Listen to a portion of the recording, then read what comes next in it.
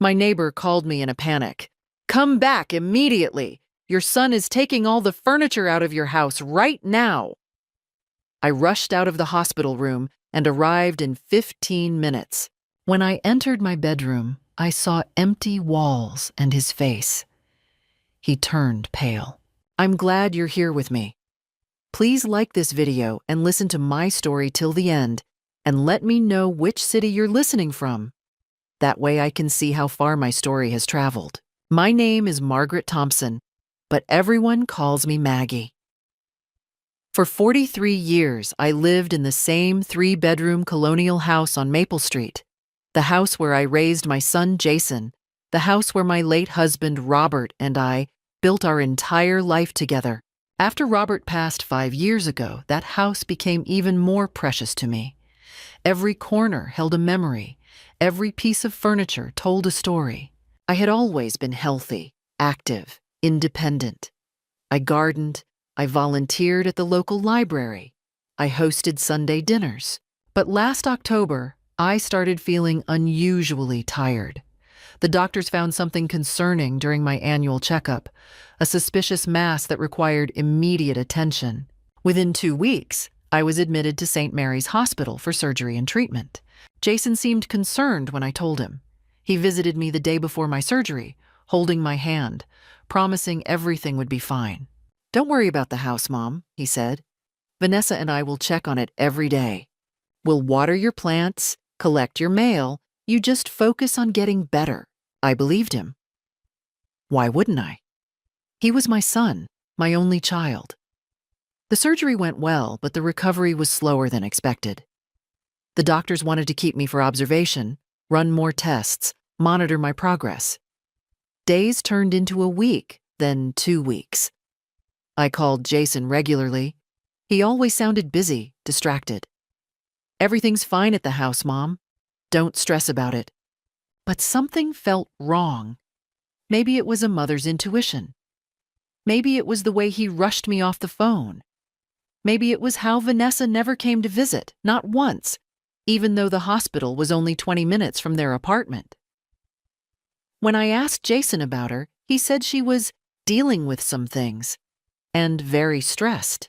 Then, on a Thursday afternoon, my phone rang. It was Harold Martinez, my neighbor of 15 years. His voice was shaking. "Maggie, I don't know how to tell you this, but you need to come home. Right now." My heart stopped. "What happened? Is there a fire?" No, it's Jason. He's at your house right now with a moving truck. Maggie, they're taking everything. Your furniture, your belongings, they're loading it all into a truck. I tried to ask him what was going on, but he told me to mind my own business. I'm watching him carry out your dining room table right now. The room spun. My dining room table, the one Robert and I bought at an estate sale 30 years ago, the one where we celebrated every holiday, every birthday, every milestone. "I'm calling the police," Harold said. "No, wait. I'm coming. I'm leaving right now." I didn't ask the nurses. I didn't wait for discharge papers. I grabbed my purse, threw on my coat over my hospital gown, and ran. The 4th port was still in my arm, covered with gauze and tape. I didn't care. The taxi ride felt like an eternity. My hands shook as I dialed Jason's number over and over. No answer. I called Vanessa, straight to voicemail. What was happening? Why would my son be removing furniture from my house? There had to be an explanation. Maybe he was storing things for me. Maybe he thought the house wasn't safe. Maybe, but deep down, I knew. Something was very, very wrong. When the taxi pulled up to my house, I saw the truck. A large U-Haul parked in my driveway, back doors open. I saw Jason and 2 other men I didn't recognize carrying boxes down my front steps. I paid the driver with shaking hands and walked up my driveway. My legs felt weak, but rage gave me strength. "Jason!" I shouted. He froze on the front steps, holding a box labeled kitchen. His face went white when he saw me. Actually white, like he'd seen a ghost. The box nearly slipped from his hands. "Mom, what are you? You're supposed to be in the hospital, and you're supposed to be checking on my house, not emptying it." I pushed past him and walked inside. The living room was nearly empty. My couch, gone. My coffee table, gone. The bookshelf Robert built by hand, gone. I walked to my bedroom, and that's when I truly understood the magnitude of what was happening. The walls were bare. My bed, my dresser, my nightstands. Everything was gone. Even the curtains had been taken down. I turned to face Jason, who had followed me inside. His face had gone from white to red. "Mom, I can explain." "Explain what? Explain why you're stealing from me?" I walked through my house room by room, documenting the devastation. My hands trembled as I opened empty closets, stared at blank walls where family photos once hung, ran my fingers along dusty rectangles on the hardwood floor where furniture had stood for decades. The kitchen was gutted. My grandmother's china cabinet, gone. The antique mixer I used every Christmas, gone. Even the small things. The things that shouldn't matter but somehow mattered most. My collection of recipe cards in Robert's handwriting, the ceramic birds I'd collected from every state we visited together, the quilt my mother made me when Jason was born, all of it. Gone. Jason stood in the hallway, shifting his weight from foot to foot. The two moving men had disappeared, probably waiting outside. Smart of them. "Mom, just listen. Where's Vanessa?" I asked, my voice cold. "She's at home. She didn't want to face me, you mean?" I turned to look at him directly. "How long have you been planning this?" He opened his mouth, closed it, opened it again. "It's not what you think." "Then tell me what it is. Tell me why my house is empty. Tell me why you're loading my entire life into a truck." "The house is too much for you." The words burst out of him like he'd been holding them back. "You're sick, Mom. You can't live alone anymore. We were going to move you into assisted living, somewhere you'd be safe, where people could take care of you." I laughed. It was a harsh, bitter sound I didn't recognize as my own. "Assisted living? Without asking me? Without even telling me? You wouldn't have agreed. You're too stubborn." "So you decided to make the decision for me? To empty my house while I was in a hospital bed?" "We're doing this for you." His voice rose, defensive, angry. "Someone has to be the adult here. Someone has to make the hard choices." "The adult?" My voice dropped to barely a whisper. "I'm your mother. This is my house. These are my belongings. You have no right." "Actually, I do." Those 3 words stopped me cold. Jason reached into his jacket pocket and pulled out a folded document. "You gave me power of attorney 6 months ago, remember? When you updated your will? This gives me the legal right to make decisions about your property." I stared at the paper he held out. Something was wrong. I had updated my will 6 months ago, yes, but I specifically remembered my lawyer asking if I wanted to add anyone as power of attorney. I had said no. I had been very clear about that. "I never signed that." "Yes, you did. It's right here, notarized and everything." I snatched the paper from his hand and unfolded it. There was my name, my address, legal language about granting Jason Thompson full power of attorney over my medical, financial, and property decisions. And at the bottom, a signature that looked like mine. But it wasn't mine. The M was wrong. I always looped my M twice. This one only looped once. And the T in Thompson, I always crossed it with a slight upward curve. This one was straight. "This is a forgery," I said quietly. "Don't be ridiculous." "I never signed this document, Jason. This is fraud." His face changed. The defensive anger melted into something colder, harder. You're not thinking clearly, Mom. The medication, the stress. You're confused. I am not confused. I folded the paper and put it in my coat pocket.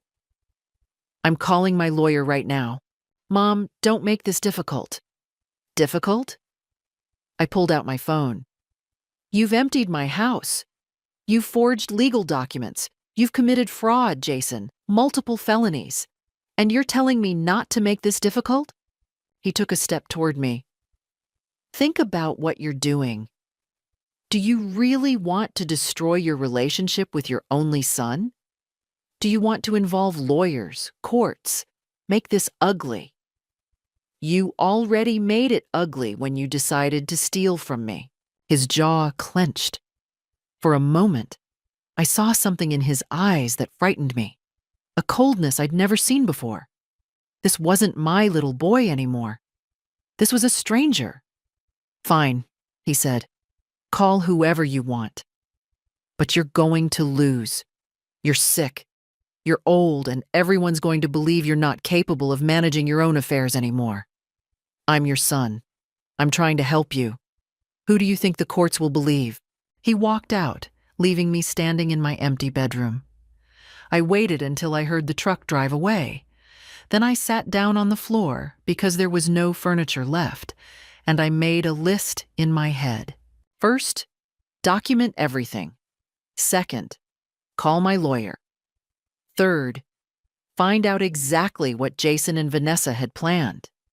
They thought I was weak. They thought I was confused. They thought I would just accept this. They were wrong. I called my lawyer, Patricia Chen, from Harold's house. My hands were still shaking, but my voice was steady. Patricia had handled Robert's estate after he passed, and I trusted her completely. Maggie, I thought you were in the hospital. I was. I'm not anymore. I explained everything. The phone call, the empty house, the forged power of attorney. Patricia listened without interrupting, which I appreciated. When I finished, there was a long silence. Do you still have the document? Yes, it's in my pocket. Don't let it out of your sight. I'm coming to you right now. Don't talk to Jason. Don't sign anything. Don't agree to anything. I'll be there in 30 minutes. She arrived in 25. Harold let her in and quietly disappeared into his kitchen, giving us privacy in his living room. Patricia examined the power of attorney document under Harold's desk lamp, pulling out a magnifying glass from her briefcase. This is definitely not your signature, she said after several minutes. I have your authentic signature on file from the will paperwork. The differences are obvious once you know what to look for. Can we prove it's fake? Absolutely. We'll need a forensic document examiner, but yes, this is forgery, Maggie. Your son could face serious criminal charges. The words hung in the air. Criminal charges. My son. Part of me wanted to protect him, to make excuses. But the larger part, the part that had watched strangers carry away my life, stayed quiet. What do we do first? I asked. Patricia pulled out her laptop. First, we file an emergency injunction to prevent Jason from selling or disposing of any of your property. Second, we report the forgery to the police. Third, we get you back to the hospital so you're not discharged against medical advice. And fourth, she looked at me seriously, we prepare for this to get very nasty. Over the next 3 days, I learned exactly how deep the betrayal went. Patricia hired a private investigator named Marcus Webb. What he discovered made my stomach turn. Jason and Vanessa were drowning in debt. Credit cards maxed out, car payments missed, threatened with eviction from their apartment. Vanessa had been fired from her job 8 months ago for embezzlement, a fact Jason never mentioned to me. They needed money desperately. But it was worse than simple theft. Marcus found emails between Jason and a real estate developer named Richard Kovach. They'd been planning this for 4 months. The plan was to move me into the cheapest assisted living facility they could find, one with documented cases of neglect and abuse. Then sell my house to Kovacs Company for $425,000. Below market value, but quick and in cash. Jason would get the money through the fraudulent power of attorney. They'd split it. $200,000 to pay off their debts, $150,000 to invest in Vanessa's new business idea, and $75,000 for Mom's care. Though the facility they'd chosen only cost $2,400 a month. They'd also been forging my signature on other documents, utility transfers, mail forwarding. They'd even contacted my bank about transferring my accounts, but fortunately, the bank manager had called me directly to confirm, and I'd said no. That was 3 weeks ago. I'd thought it was a mistake. It wasn't a mistake. It was a preview. "There's more," Marcus said during our meeting in Patricia's office. "I spoke with a nurse at St. Mary's, off the record. She said Jason had been asking questions about your mental state, your medications, whether you'd been confused or forgetful. He was building a case to declare you incompetent." I felt sick. He visited me. He held my hand. He said he loved me. "People do terrible things when they're desperate," Patricia said quietly. "The question is, how far do you want to take this?" I thought about my empty house, about my grandmother's china cabinet, about Robert's handwritten recipes, about the life Jason and Vanessa were trying to steal from me. "All the way," I said. "I want my property back. I want the forgery prosecuted, and I want everyone to know what they did." Patricia nodded. "Then we go to war." That evening, Jason called me. Harold had let me stay in his guest room, and I was sitting up in bed when my phone rang. I almost didn't answer, but Patricia had told me to keep the lines of communication open. Document everything. "Mom, where are you?" "I went to the hospital and they said you'd left." "I'm safe. Where's my furniture, Jason?" A pause. "It's in storage, for safekeeping." "Which storage facility?" "Mom, we need to talk about this rationally. You're not well. You need help." "I have help. I have a lawyer. Her name is Patricia Chen. She'll be contacting you tomorrow with a list of demands." The silence that followed was different, colder. "You hired a lawyer?" His voice changed, became harder. "That's a mistake, Mom. A big mistake. You don't want to do this." "I didn't do anything." "You did. You forged documents. You stole my property. You committed fraud. I'm trying to help you." "No, Jason, you're trying to rob me. There's a difference." I hung up. 10 minutes later, Vanessa called. I let it go to voicemail. Then Jason called again. Voicemail. Then text messages started flooding in. "Mom, please don't do this. You're destroying our family. We can work this out. Don't involve lawyers. You're making a huge mistake." Then finally, "You'll regret this." I saved every message. Patricia had taught me well. Patricia filed the emergency injunction on Monday morning. By Monday afternoon, the court had granted a temporary restraining order preventing Jason from selling, moving, or disposing of any of my property. By Tuesday, we had a court date scheduled for the following week. On Wednesday, the police came to interview me. Detective Sarah Reeves was a woman in her 40s with kind eyes and a no-nonsense attitude. She sat across from me in Patricia's conference room and asked me to tell her everything. I showed her the forged power of attorney. She took photos of it, then sealed it in an evidence bag. "How long has your son had access to your house?" she asked. "He's had a key for years. He used to help with maintenance when my husband was sick." "And you never signed any documents giving him power of attorney?" "Never. I specifically declined that option when I updated my will." Detective Reeves made notes. "We'll need to interview your lawyer, the one who handled your will, and the notary whose stamp appears on this document. If it's fraudulent, as it appears to be, Your son is looking at forgery charges, identity theft, and potentially theft of property valued over $10,000, which is a felony. The words should have hurt more. Instead, I felt numb. On Thursday morning, I returned to my house with a police escort. The court order required Jason to return my keys and stay at least 500 feet away from me. The house was still mostly empty, but at least it was mine again. Harold helped me buy an air mattress and some basic supplies. Patricia had frozen my bank accounts temporarily to prevent any unauthorized access, so I was living on cash. It felt surreal, like being a refugee in my own life. That's when they came. Friday evening, just after sunset. I was sitting on my air mattress, eating Chinese takeout from a paper container, when I heard the knock. Loud, aggressive, demanding. I looked through the peephole. Jason and Vanessa. My first instinct was to call the police. They were violating the restraining order. But something made me pause. I wanted to hear what they had to say. I wanted to look them in the eyes. I opened the door but kept the chain lock engaged.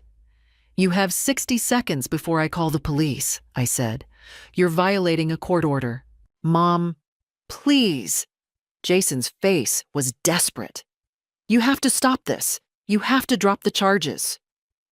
I didn't press charges. The district attorney did. Once fraud is reported, it's out of my hands. You could tell them you made a mistake. Vanessa's voice was sharp, panicked. You could say you were confused, that you did sign the papers and forgot. But I didn't forget. And I'm not confused. Mom, listen to me. Jason's voice dropped lower. If you go through with this, I will go to prison. Do you understand that? Your son will be a convicted felon. Is that what you want?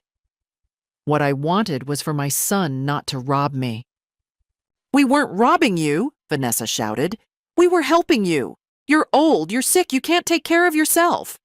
I managed just fine until you two decided to steal my life.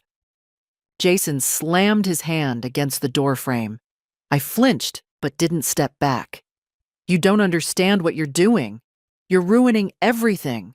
We needed that money. Then you should have asked me for help instead of forging documents and emptying my house while I was in a hospital bed. You wouldn't have given it to us, Vanessa screamed. You're selfish. You're sitting on hundreds of thousands of dollars while we're drowning, and you won't help your own son. The truth of what they thought of me hit like a slap. I wasn't a person to them. I was an obstacle, a resource to be exploited. Get off my property, I said quietly. Mom, get off my property. Jason's face twisted with rage. Fine. You want to play it this way? Fine. But don't come crying to me when you're alone and sick and no one cares about you anymore. You're making yourself alone, Mom. You're choosing to be alone. I'd rather be alone than stolen from. Vanessa grabbed Jason's arm.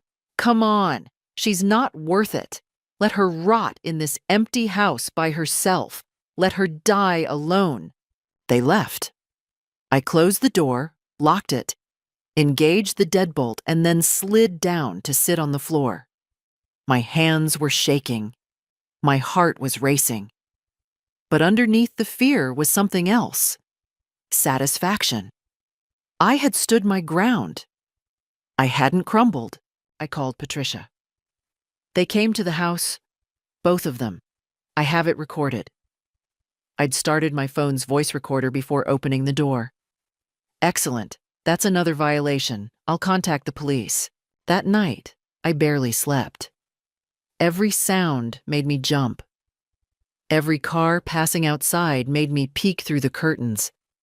But I didn't call Jason. I didn't apologize. I didn't back down. The next morning, Harold brought me breakfast and sat with me while I ate. You okay, Maggie? I'm tired, I admitted. I'm so tired. You should rest. Take a few days. Patricia has everything under control. You don't have to fight every battle yourself. He was right. I spent the weekend sleeping, reading old books Harold lent me, and trying not to think about the court date looming ahead. I needed to gather my strength for what was coming next. On Monday morning, a letter arrived at Harold's house, where I was still staying, while my home remained mostly empty.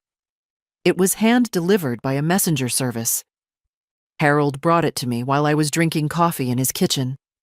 The envelope was expensive, thick cream paper with my name written in elegant calligraphy. No return address. Inside was a handwritten letter from Vanessa. Dear Maggie, I've been doing a lot of thinking these past few days, and I realize how things must look from your perspective. I want you to know that Jason and I never meant to hurt you. We were genuinely worried about your health and your ability to manage everything alone. I know the way we handled things was wrong. We should have talked to you first. We were panicked, scared, and we made bad decisions. But please understand, we did it out of love. I'm writing to ask if we can meet. Just the two of us, woman to woman. No lawyers, no police, no Jason. I think if we talk honestly, we can find a way to fix this without destroying the family. Jason is heartbroken, Maggie. He barely sleeps. He cries every night. He's terrified of losing his mother. Whatever you think of me, please don't punish him like this. He made mistakes, but he's still your son. I know a wonderful therapist who specializes in family mediation. Her name is Dr. Rebecca Walsh. If you agree to meet with her, just once, I promise we'll return everything, every piece of furniture, every item. We'll make this right. All we ask is that you drop the criminal charges. Give us a chance to prove we can earn back your trust. Please, Maggie, let's not let this destroy our family. With love and hope, Vanessa. I read the letter 3 times. Each time, I felt the manipulation more clearly. The appeals to emotion, the guilt trips, the false promises wrapped in pretty words. Harold watched me from across the table. Bad news? They're trying a different approach. I handed him the letter. He read it, his expression darkening. This is manipulation, Maggie. Pure manipulation. I know. I took the letter back and folded it carefully. But some people might fall for it. You're not going to meet with her, are you? I smiled. It was the first genuine smile I'd felt in days. Harold, do you think I'm stupid? Never. I just wanted to make sure. I called Patricia and read her the letter over the phone. Interesting timing, she said. The preliminary hearing is in 3 days. They're trying to get you to drop charges before it happens. Classic intimidation disguised as reconciliation. What should I do? Nothing. Don't respond. They're desperate, which means we're winning. Stay the course. That afternoon, Jason tried a different tactic. He posted on Facebook a long, emotional post about how he was being falsely accused by his mentally ill mother, who was suffering from hospital-induced delirium. He painted himself as the dutiful son trying to help his aging mother, only to be repaid with cruelty and legal action. Within an hour, I received calls from 3 different friends. Maggie, what's going on? Jason says you're sick and confused. I told them the truth. I sent them copies of the forged document, the police report, the restraining order. I explained everything calmly, factually, without emotion. By evening, Jason had deleted the Facebook post. Several mutual friends had commented calling him out, demanding answers, expressing their support for me. His strategy had backfired spectacularly. But the attempts didn't stop. Tuesday morning, I received a call from Jason's former college roommate, Mark, whom I'd always liked. Mrs. Thompson, I hope you don't mind me calling. Jason gave me your number. Of course. How are you, Mark? I'm well, thank you. Listen, I heard about the situation between you and Jason. I'm really sorry you're going through this. Thank you. Jason asked me to call you. He's really struggling, Mrs. Thompson. I've never seen him like this. He told me about the misunderstanding with the house, and it wasn't a misunderstanding, Mark. He forged legal documents and emptied my house without my permission. A pause. He said you might say that.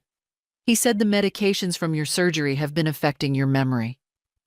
I took a deep breath. I liked Mark. I didn't want to be harsh with him. Mark, I appreciate your concern, but you're being used. Jason is asking you to pressure me into dropping criminal charges against him. That's witness tampering, and it could get you in legal trouble. I'd hate to see that happen. Another pause. Longer this time. Oh, I didn't realize. I'm sorry, Mrs. Thompson. I thought I was helping. I know you did. Jason is very good at making people think they're helping. After Mark, there were 2 more calls. A distant cousin, a woman from my old church group, both with the same script. Jason is suffering. Can't you forgive him? Families should stick together. Each time I stayed calm. I explained the facts. I didn't get angry, didn't raise my voice, didn't engage emotionally.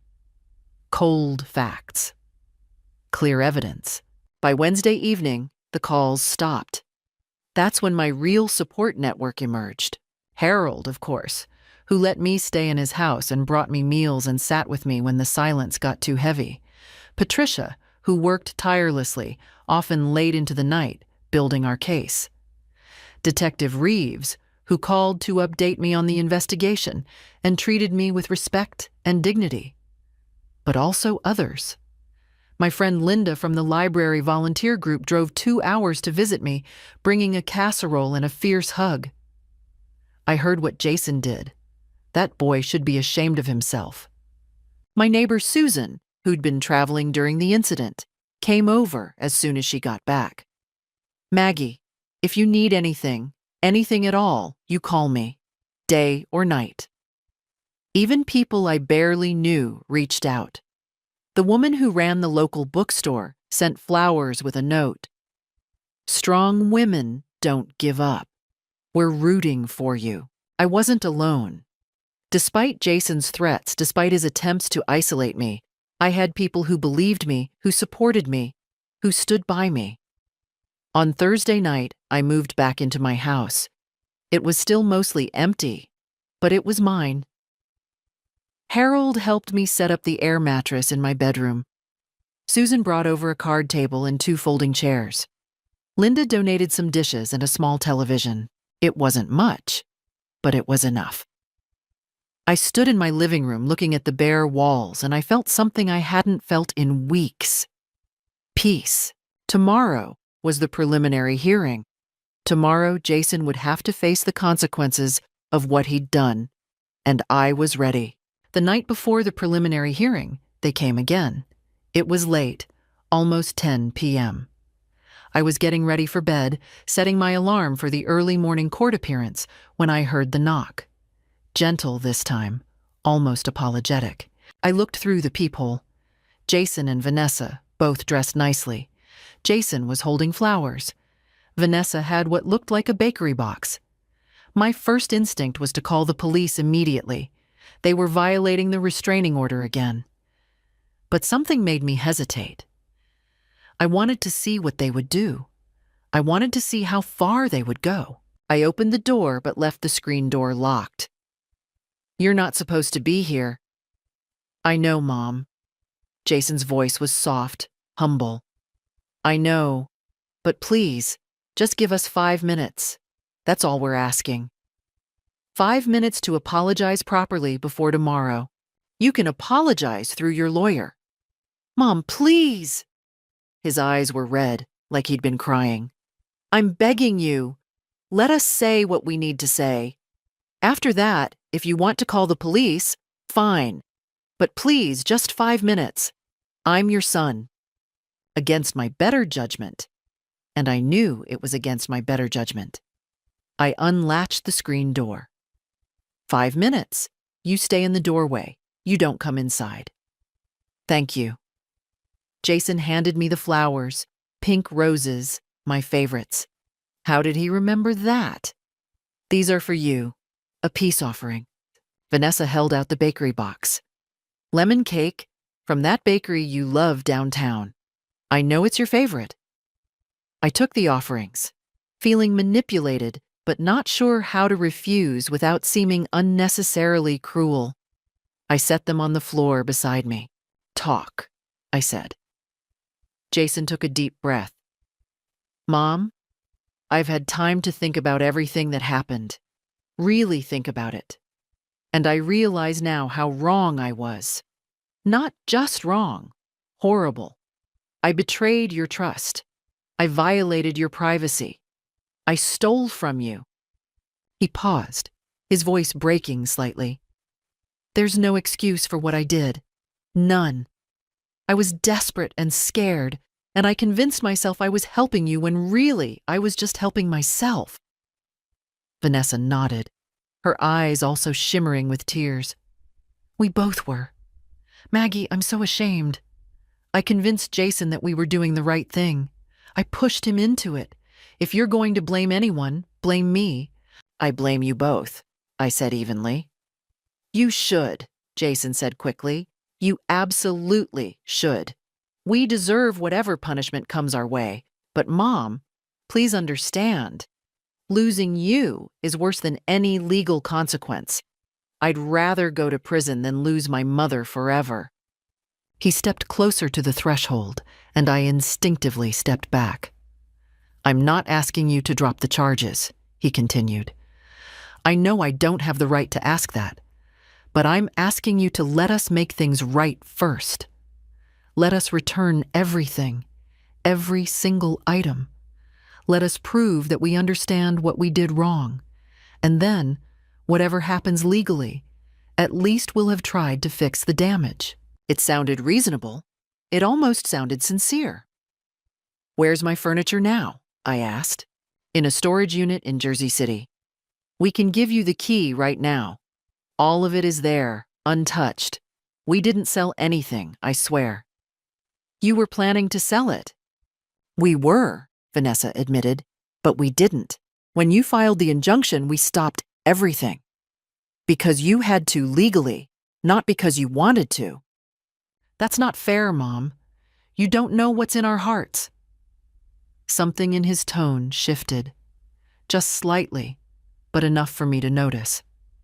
The humility was slipping, revealing something harder underneath.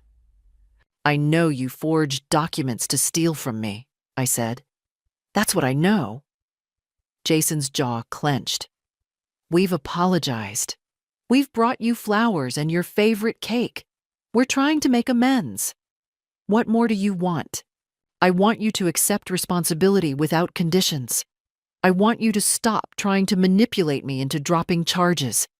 I want you to leave me alone. Manipulate you? Vanessa's voice rose. We drove all the way here to apologize, and you accuse us of manipulation. Because that's what this is. This isn't an apology. This is a last-ditch attempt to avoid consequences before tomorrow's hearing. Jason's expression changed completely. The mask dropped. You know what, Mom? You're right. This is a last-ditch attempt. Because tomorrow, you're going to get up in front of a judge and destroy your son's life. Over furniture, over money, over things. Over trust, I corrected. Over betrayal. Oh, please! Vanessa's pretense of civility shattered. You want to talk about betrayal? You're the one betraying family. You're choosing lawyers and police over your own blood. What kind of mother does that? The kind whose son forged her signature and robbed her. Jason slammed his hand against the doorframe, making me jump. We were trying to help you. You're too stubborn and proud to admit you need help. Someone had to make hard decisions. You made criminal decisions. Because you left us no choice. His face was red now, veins bulging in his neck. You sit in this house on your pile of money while your son is drowning. You could have helped us, but you were too selfish. I didn't know you needed help. You never asked. We shouldn't have to ask. You should have offered. That's what parents do. Parents also don't steal from their children, I said quietly. And children don't forge documents to rob their parents. So I guess we're both disappointed. Vanessa grabbed Jason's arm. Come on, she doesn't care. She never cared. Let her go to court tomorrow. Let her watch her son get arrested. Let her die alone in this house. But Jason wasn't done. He leaned closer, his voice dropping to something cold and threatening. You think you're so smart, Mom? You think you're winning? Tomorrow, my lawyer is going to argue that you're mentally incompetent. We have evidence. The hospital records showing your medication side effects, statements from people who say you've been confused and forgetful. By the time we're done, the judge won't believe a word you say. Then why are you here begging me to drop charges? He straightened up, realizing his mistake. This isn't over, Mom. Not by a long shot. You want war? Fine. We'll give you war. And when you're sitting alone in some state facility because the court declares you incompetent, remember? You chose this. They left. I closed the door, locked it, and stood there shaking. They'd shown me their true faces. All the tears, all the apologies, all the talk of making amends, it was all theater. The moment I didn't give them what they wanted, the masks came off. I was afraid. I'd be lying if I said I wasn't. Their threat about declaring me incompetent was terrifying. Could they actually do that? Could they twist things enough to make me look confused? But underneath the fear was something stronger. Determination. They'd tried kindness. They'd tried guilt. They'd tried threats. They'd thrown everything at me. And I was still standing. Tomorrow I'd stand in front of a judge. Tomorrow the truth would come out. Tomorrow they'd face consequences. I picked up the flowers and the cake and threw them in the trash. Then I called Patricia and told her everything. Good, she said when I finished. Let them think they can intimidate you. Let them think they have leverage. Tomorrow we'll show them they don't. I went to bed and, surprisingly, slept well. The preliminary hearing was held in a small courtroom with fluorescent lights and wooden benches that creaked when you moved. I arrived early with Patricia, wearing the navy dress I'd worn to Robert's funeral, the only formal outfit I still had access to. Jason and Vanessa arrived with their lawyer, Martin Dreyfus, a man in an expensive suit who looked like he charged by the minute. Jason wouldn't meet my eyes. Vanessa stared at me with undisguised hatred. The judge was a black woman in her 50s, named Judge Constance Williams. She had the air of someone who had seen everything and wasn't easily fooled. This is a preliminary hearing to determine if there's sufficient evidence to proceed with criminal charges of forgery, identity theft, and grand larceny, Judge Williams said. Mr. Dreyfus, your client has pleaded not guilty to all charges. Present your opening statement. Dreyfus stood. Your Honor, this case is a tragic misunderstanding between a loving son and his ailing mother. Mrs. Margaret Thompson recently underwent surgery and has been on powerful medications that have affected her cognitive function. In his concern for her welfare, my client, Jason Thompson, made efforts to ensure her safety and the security of her property. Unfortunately, due to her compromised mental state, Mrs. Thompson has misinterpreted these loving actions as theft. My client has documentation showing that Mrs. Thompson has exhibited signs of confusion and memory loss. She left the hospital against medical advice. She's been staying with neighbors instead of in her own home. These are not the actions of someone thinking clearly. He paused for effect. We believe Mrs. Thompson needs help, not legal proceedings.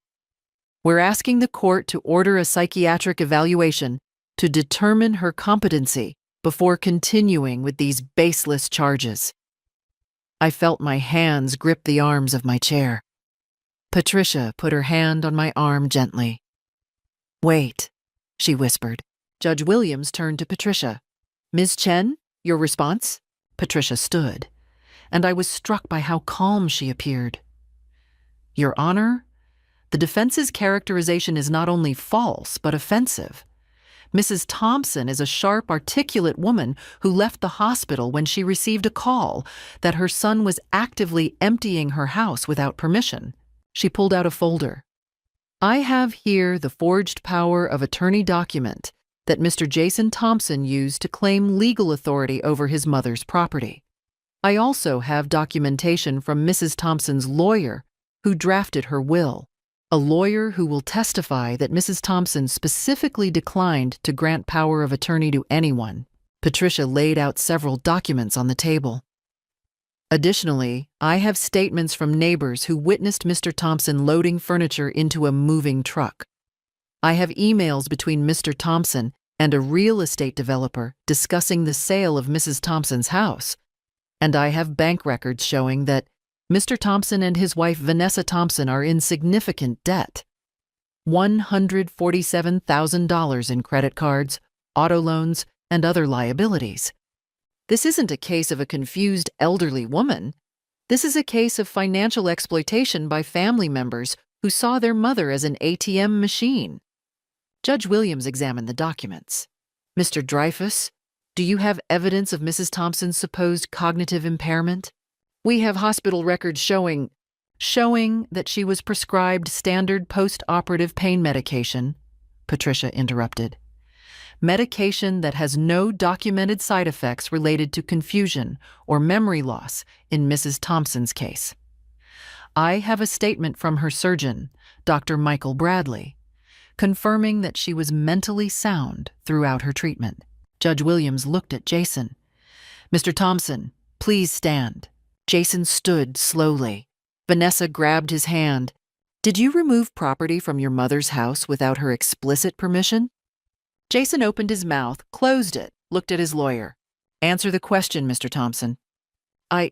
Yes, Your Honor, but I was trying to help her. She wasn't capable of—" "Did you have legal power of attorney at the time you removed the property?" "I had a document." "Did you have legal power of attorney granted by your mother?" A long pause. "No, Your Honor." Judge Williams held up the forged document. "Is this your mother's authentic signature?" Jason looked at Dreyfus. The lawyer whispered something. Jason's face went white. "Mr. Thompson, I asked you a question." I don't know. I thought—" "You don't know if you forged your mother's signature on a legal document?" Judge Williams's voice was sharp now. "Or you do know, and you're hoping I'll believe you don't?" Vanessa stood up suddenly. "This is ridiculous. She's our mother. We were trying to protect her." "Ma'am, sit down." "No, this whole thing is a joke. She's vindictive and petty, and she's trying to ruin our lives." "Ma'am, sit down now, or I'll hold you in contempt."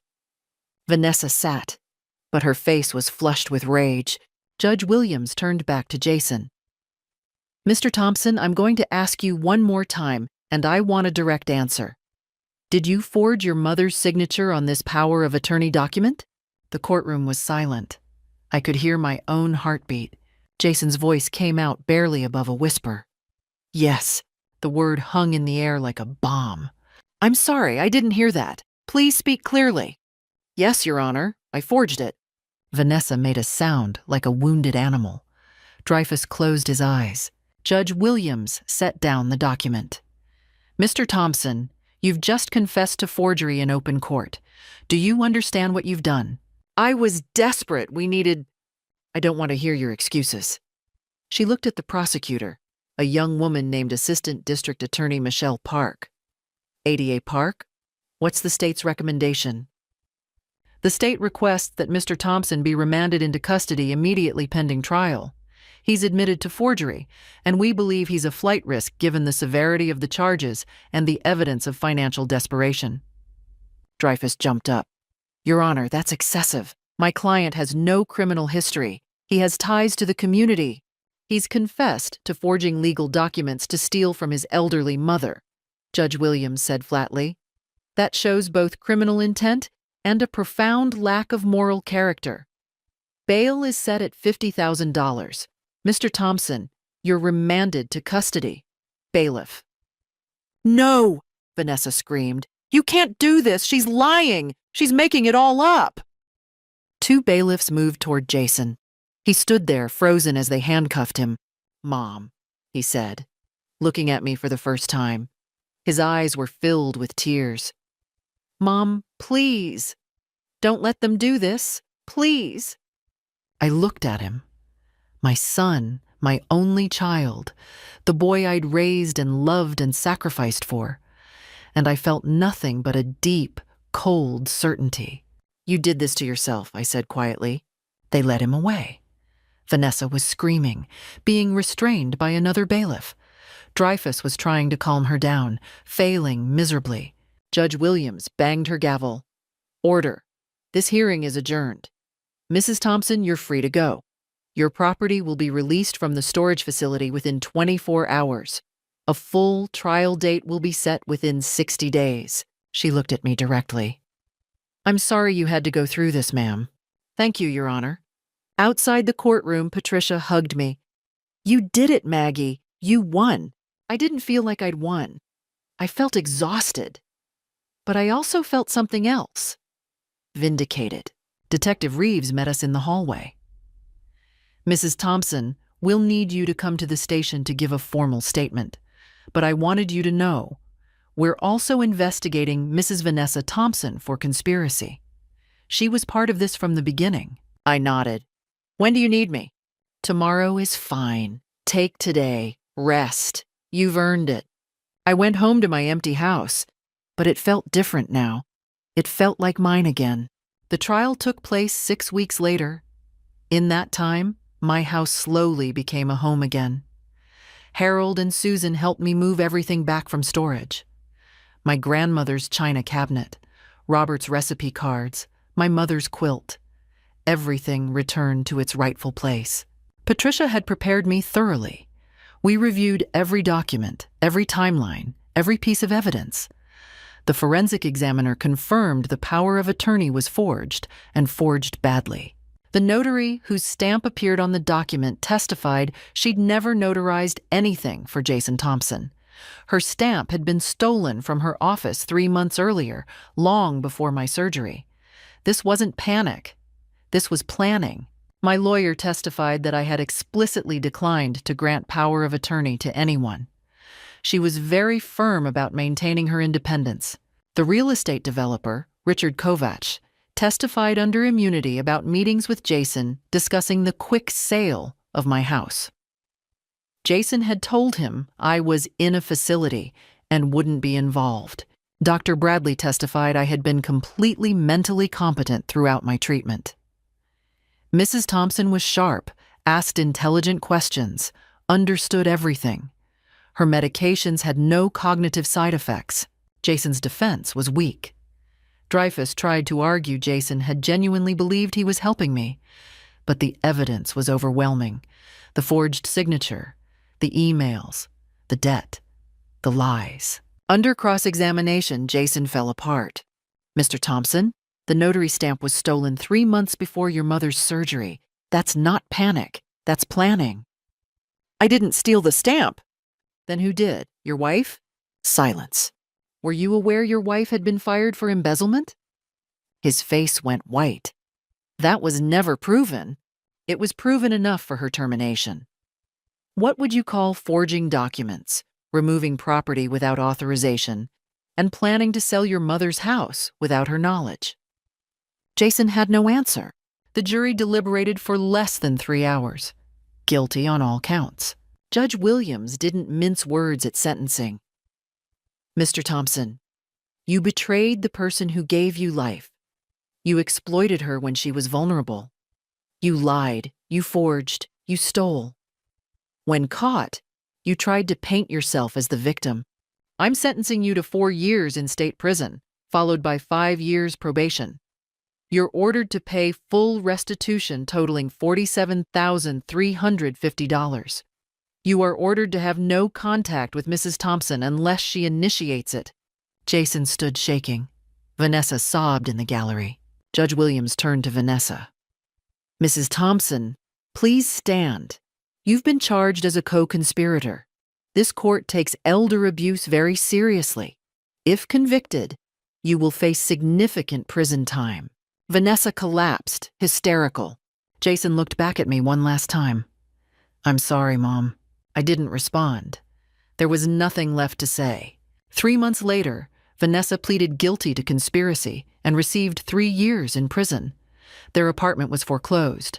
Their car repossessed. Everything they'd built on debt and lies collapsed. I felt no joy in their suffering, but no guilt either. They had made their choices. Now they lived with the consequences. I kept my house, my furniture, my independence. I finished treatment and was declared cancer-free. I returned to volunteering. I had Sunday dinners with Harold and Susan. I rebuilt my life on my terms. And I never looked back. 6 months after the trial, my life transformed completely. The house became a sanctuary again. I repainted, planted roses, reclaimed every corner. But the biggest change was social. The community rallied around me instead of judging me. Linda organized a welcome dinner with 23 people. Susan nominated me for the community board. I won by a landslide. The local newspaper ran my story. Grandmother stands up to family fraud. It went viral. Strangers wrote thanking me for speaking out. I started a support group for elder abuse survivors. I created a scholarship fund in Robert's name. I gave talks at senior centers. I traveled to the Grand Canyon. I took up ballroom dancing with Harold.